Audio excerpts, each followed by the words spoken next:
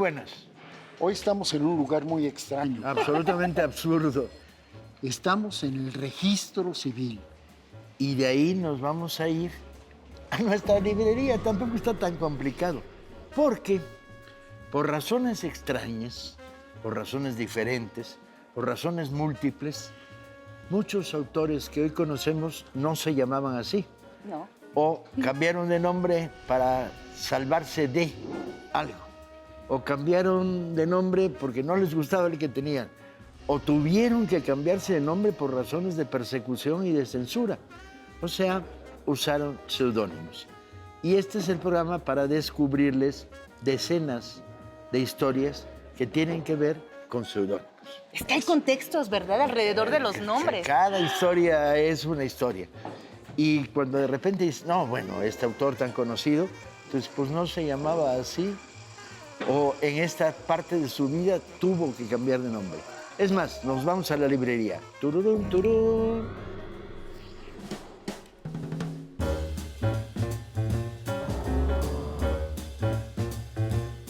Los casos son tantos que tuvimos que escoger una docena de historias. Pero cada una de ellas tiene su gracia. Quizá una de las que tiene más gracia es que Pablo Neruda no se llamaba Pablo Neruda. Imagínense ustedes los 20 poemas de amor de Ricardo Eliezer Neftalí Reyes Basualdo.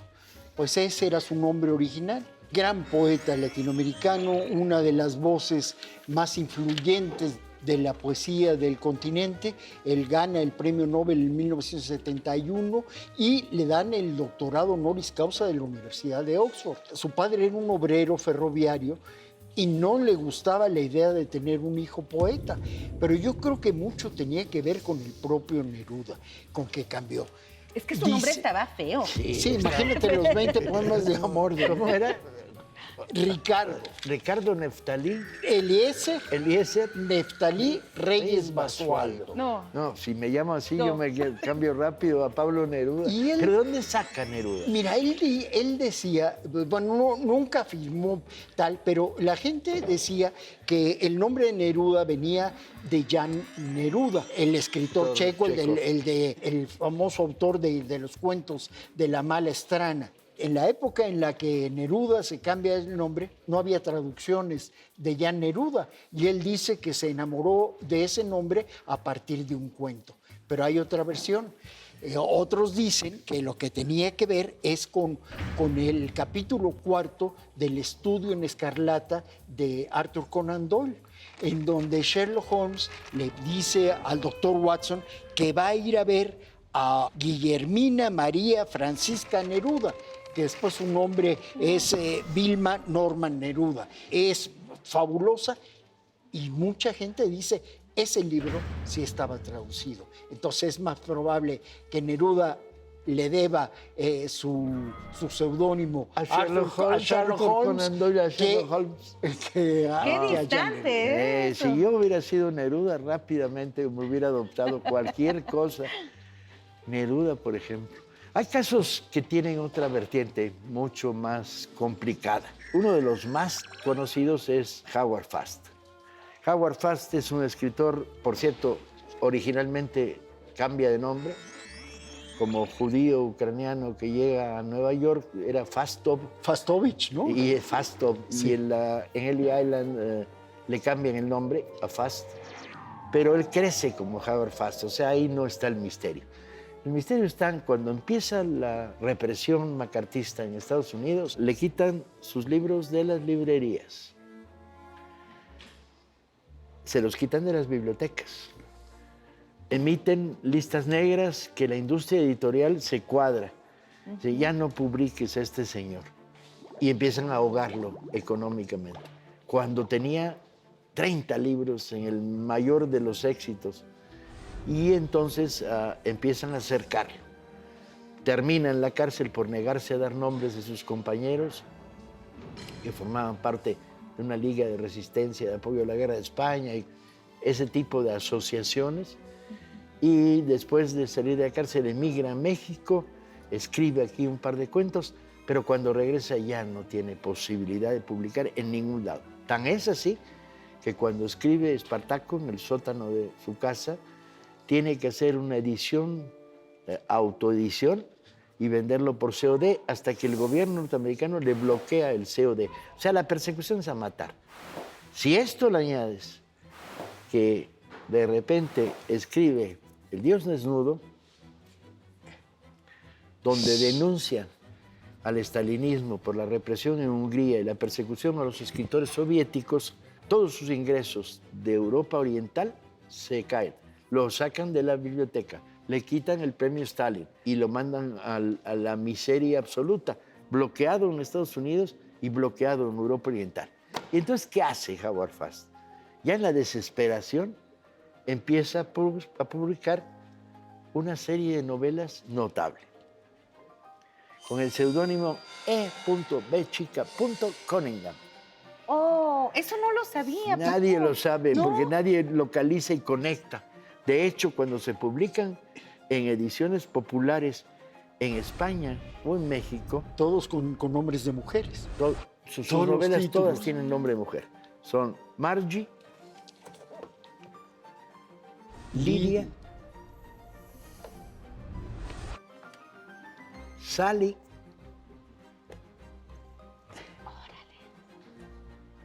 Helen. Silvia, Como verán, conseguí todas, ¿no? Una por una, en librerías de viejo durante Alice. 20 años, sabiendo que E.B. Cunningham era Howard Fast. ¿Son buenas? No. ¿Son medianas? Sí.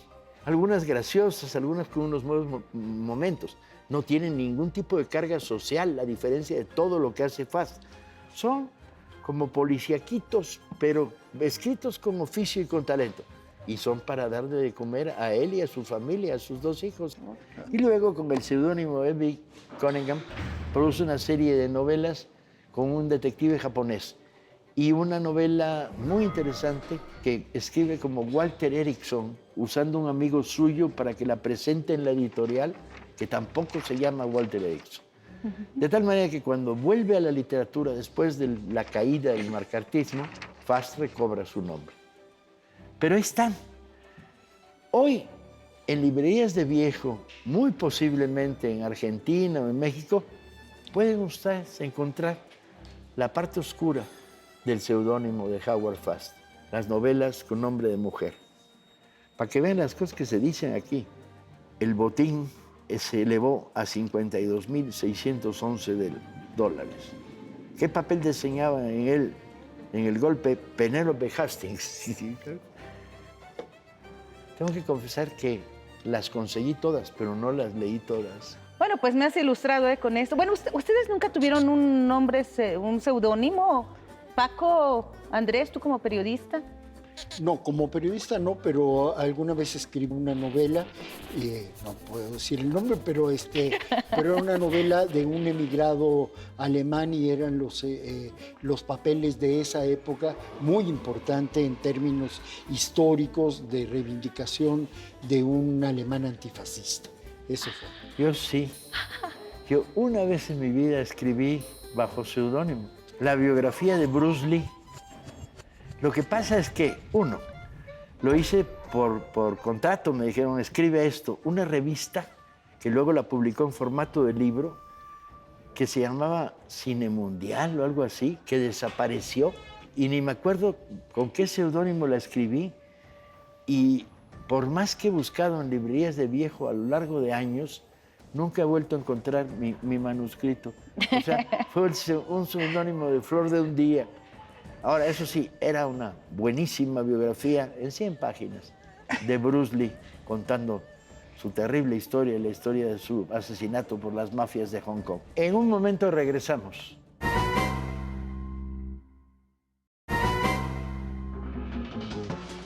Bueno, pues sin duda muchos seudónimos pues son justo para ocultar el nombre real porque no nos gusta o por diversión. Este es el caso, por ejemplo, de uno de los autores que vamos a conocer por su escritura en el terror, pero también no aceptado en el mundo académico y sin embargo ha inspirado a cineastas. Estoy hablando de Richard Richman.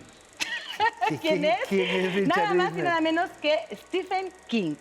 ¿Sabes Él- qué? Ponerse Stephen King es una búsqueda de gloria. Es una marca. Soy el una rey, marca, es una claro. marca. ¿Qué? ¿Pero Está qué bien, crees? órale, adelante, Que ganaste.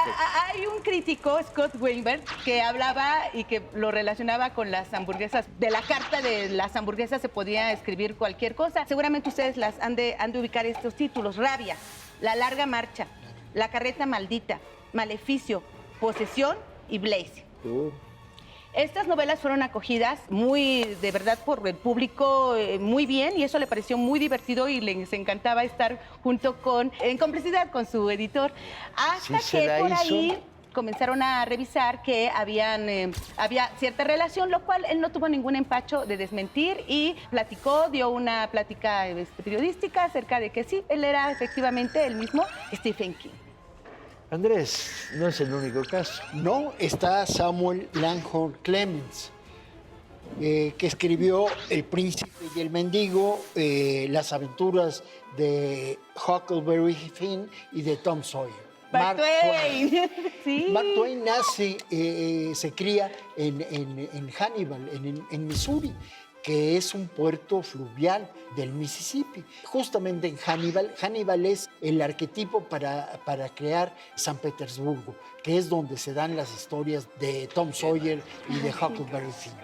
Y lo que es muy interesante es que la primera vez que firma con el seudónimo de Mark Twain es el 3 de febrero de 1863.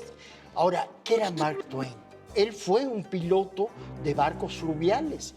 De hecho, hay una tragedia. Su hermano Henry muere al explotar la caldera del Pensilvania y él siempre se culpó porque eso era común en los barcos fluviales. Era con vapor, las hélices que iban La rueda. haciendo y ahí él siempre tuvo la culpa por la muerte de su hermano. Los negros cantaban en los barcos fluviales, iba el de adelante metiendo la vara y decía Para tener fondo. Mark Twain, y era Mark II, marca 2, y era marcar 2 brazas, que es más o menos poco más de 3,5 metros, que es la profundidad mínima para que los barcos fluviales puedan navegar con seguridad. Y entonces por eso se puso Mark Twain, por esa canción que cantaban los negros que iban midiendo el fondo del río, Mark II, pero como Mark Twain. Mark Twain. Y entonces él se pone Mark Twain. Un hombre que además cambia su vida porque él era muy reaccionario. De hecho, venía de familia esclavista, pero se casa. Es que cuando dice 63 es pleno momento clave de la guerra civil Claro, norteamericana. sí, cuando pero publica. se casa con Lily, y Lily es exactamente lo contrario. Con ella conoce a socialistas, conoce a Beecher Stowe, a la autora de La cabaña del tío Tom, conoce a ateos, conoce a feministas. El mundo le cambia y se convierte en el gran escritor, en el humorista más grande. Bueno, dicen que es el padre de la literatura estadounidense, Mark Twain. Como tenemos 50 historias por lo menos, vamos a contar una rápido. Hace 15 años me cuentan que un novelista argelino está haciendo una huelga de hambre ante el Palacio de Justicia en París y se llevó, dicen las crónicas periodísticas, una novela mía y un garrafón de agua. Y entonces me entra tal curiosidad que trato de entrar en contacto con él, lo logro y descubro que este es un comandante del ejército argelino que está en conflicto con las actitudes despóticas del gobierno, pero también contra los fundamentalistas en lo que fue una guerra a tiros contra el FIS, que se dedicaba a tirarles ácido a las mujeres que usaran minifalda en gel. Bueno, terrible el fundamentalismo. Pero no se llama así. Su nombre de pluma, su nombre de guerra, que escribe en francés, es Yasmina Hadra. Cuando lo conozco, al comandante Mohamed Moulesoul, años después, están ya publicándose en España la trilogía de Argel, sus 3 novelas policíacas que ocurren en esta época y que tocan todos esos temas conflictivos con los cuales él se ve obligado a irse de Marruecos, salir clandestinamente y convertirse en refugiado en Francia. Su obra va a ser muy larga a lo largo de los años y brillante. Khalil, Los pájaros de ausencia, el libro que publicamos en Vientos del Pueblo. Dios no vive en La Habana, desde luego. Pero ¿por qué adopta un seudónimo? Yasmina es un nombre femenino. Sí. O sea, ¿por qué el comandante Molesul firma Yasmina? Porque para poder publicar sus libros, todavía siendo comandante del ejército argelino y en pleno combate y guerra civil interna, no puede. Y por lo tanto los firma con el nombre de su mujer, Yasmina Khadra. Entonces va a ser el seudónimo de este hombre durante sus años, pero luego se establece literariamente, se exilia, continúa su producción y escribe algunos de los mejores libros que hay sobre el fundamentalismo. ¿Y cómo sigue firmando? Pues Yasmina Khadra. Lo gracioso es que cuando lo conoces es un hombre chiquito, el comandante. La cara muy recia, ¿no? De cara dura, así fuerte. Y Yasmina dice, no pega para nada. El comandante Mohamed Molesul, alias Yasmina Khadra. Bueno, pues vamos a seguir. Tú tienes un montón por ahí. Fíjate que sí, elegí varios, pero yo creo que vamos a hablar de los que a mí me gustan y de los que a mí me sorprendieron. Por ejemplo, es el caso de Lucila, de María del Perpetuo Socorro Godoy Alcayaga, a quien se le debe mucho por el ejercicio que estuvo haciendo aquí con Vasconcelos en México. ¿Saben de quién estoy hablando? No. Sí. ¿Cómo va de nuevo, María qué? ¿Del Socorro? Lucila de María del Perpetuo Socorro Godoy Alcayaga. Nada más y nada menos que Gabriela Mistral. Por Con supuesto, razón miren, se cambió de nombre. sí, yo creo que, bueno, en este caso hay dos factores. Ella entró a un concurso de muy jovencita de poesía. Se llamaban Sonetos de la Muerte, inspiradas en alguien que había muerto. Resulta que eso ella lo firma como Gabriela Mistral y pues sí está inspirado en dos poetas italianos. El primero es de Gabriel D'Annunzio y el segundo es Frédéric que estaba Mistral. de moda en América Latina. Sí, y ella los leía mucho y ella estaba muy inspirada en ellos. Bueno, pues cabe decir nada más rapidísimo que ella viaja también a México en los tiempos de Vasconcelos, que Vasconcelos quería traer lo mejor de los maestros, lo mejor de los literatos para hacer esta reforma educativa. Y pues se le debe también a ella este libro de lecturas clásicas para niños, en donde ella también fue editora. Creo que en varias salas y clubes de lectura pueden tenerlo y pues leer. Yo creo que vamos al siguiente segmento. Sí, yo creo que sí. Para Vamos. continuar hablando de Jack Traigan pluma, hojas, para que estén anotando.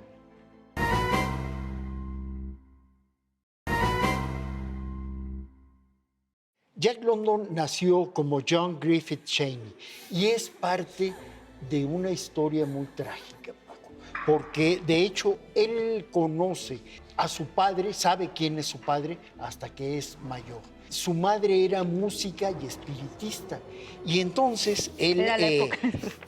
Ella se relaciona con un astrólogo itinerante que se llama William Cheney. La madre enloquece, este hombre la abandona con su hijo y la madre después se casa con un veterano de la guerra civil que se llama John London. Ahí cambia su nombre John Griffith Cheney por Jack London. Su padre nunca lo reconoce. No hay forma de ver el registro civil porque en el terremoto de 1906 se destruyó el registro civil de San Francisco, que es donde nació. Y él, cuando es grande, le escribe a su padre, a Cheney, le dice, es que tú eres mi padre. Y él dice, no. Para empezar, nunca me casé con tu madre. Para continuar, yo en la época que estuve con tu madre era impotente, de tal manera que era imposible que tú seas mi hijo. Por eso London tiene una vida tan atormentada, sí, tan tremenda. De hecho, es una mujer negra quien lo cría en los primeros años y es hasta después, porque su madre la ingresan en un hospital psiquiátrico. Pues vámonos con otro, con Nelly Campobello, ¿no? Nelly Campobello, que también no tiene... no también, era Nelly Campobello. No, era María Francisca Moya Luna. Dicen que toma el Nelly por una perrita de su mamá. Le tenía mucho respeto a su mamá, es huérfana, su mamá se vuelve a casar, tiene hijos y le tenía como mucho respeto y mucha querencia a la mamá, pero parece ser que la mamá no la quería tanto. Tal vez precisamente por eso ella proyecta, ¿no?, ese nombre en ella, que es el nombre de la perrita, a quien parece ser que quería más que o apreciaba más que a Nelly. Y a Campobello por su padrastro. ¿Por qué me interesa mucho hablar de Nelly, que sepamos quién es esta Nelly Campobello? Porque le debemos este trabajo profundo que hizo, no nada más en la narrativa, con fusilados, cartucho, dando testimonio acerca de estas historias, ¿no?, de la revolución que ella miró desde niña, con esta mirada de mujer, con esta mirada de niña, y también en el campo de la danza, junto con su hermana, que tampoco se llamaba Gloria Campobello, sino Soledad Luna. Dejémoslo en que Nelly Campobello escogió un nombre más bello y más sonoro para escribir lo que sin duda es el mejor libro de cuentos de la Revolución Y la Mexicana. bailarina que fue. Hablando de mujeres que cambian de nombre, la Peque, Josefina Vicens. La Peque, pero ahí ella siguió firmando sus libros, sus novelas se llaman Josefina Vicens. Pero ella era hija de un español de las Baleares y ese español de las Baleares la llevó a España y ahí con su abuelo José se hizo aficionada a la taurofilia, a los toros. Sí, sí. Entonces era en la época, ubíquense ustedes en los años en los que el cardenismo, donde está la Peque, que además era secretaria y que luego entró al Sindicato de Trabajadores de la Producción Cinematográfica, llegó a ser su dirigente, lo mismo que dirigente de la SOGEM, pero ella hacía crónica de toros. ¿Y clandestina. ¿Y cómo se firmaba? Pepe Faroles. Pepe Faroles. De hecho, hizo un periódico que se llamaba Sol y Sombra. Y luego Torerías. Entonces firmaba eso, pero también escribía de política. Y entonces se firmaba Diógenes García. Y se da el caso de que en un solo periódico publican artículos Diógenes García, Pepe Faroles y Josefina Vicens. La autora del libro Vacío y Los años falsos, una de las grandes novelistas mexicanas de nuestro tiempo. Sí. Y gran guionista, Y 90 guionista. guiones. Pero además una afrenta al machismo imperante diciendo: yo no puedo escribir de toros, me canso. No podían admitir que tenían una crítica sabia, que era mujer. Y muy crítica. Sí. Es decir, les pegaba a los toreros, pero durísimo. Me imagino. ¿Conocieron a la Peque? La Peque era pequeñita y era línea dura, política y socialmente. Eric Arthur como George Orwell, pero él como un crítico hacia el totalitarismo, hacia Stalin, en contra de Stalin, él se va a hacer vivencia a Londres, a vivir como ambulante, para saber cómo es tratada la gente y cómo sí hay clases sociales, este trato no tan marginal. Por lo tanto, por razones políticas. Entonces se hace, claro, y se hace apresar. Bueno, lo que se hace apresar, lo viví esta parte, y entonces se escribe una novela que hay que leerla, sin duda, Sin Blanca en París y Londres. Pero como es una novela... Es una versión española. Sin Blanca, sin dinero. Y Londres, sin plata, sin dinero, sin guita. Sí. En París y en Londres. El seudónimo fue un recurso defensivo, fue un recurso antimachista, fue un recurso de coquetería. Si te llaman Neftalí, no sé qué, yo a favor de que sea Pablo Neruda. Una máscara. Una máscara fue la cobertura política para seguir viviendo en momentos de terrible censura. En que tu nombre estaba en las listas negras. Y fue, en el caso de Yasmina Jadra, la necesidad de proteger su vida, porque si se descubría que un coronel del ejército estaba escribiendo novelas policíacas donde denunciaba el fascismo y el racismo y el autoritarismo... Y el fanatismo. No hubiera durado 2 minutos vivos. Nos despedimos. Nos quedamos cortos, pero hay que investiguen más. Sí, no se lo crean. En principio, cuando lean a alguien, no se crean que se llamaba así. No. Nos vemos. Esto fue El Mitote Libre.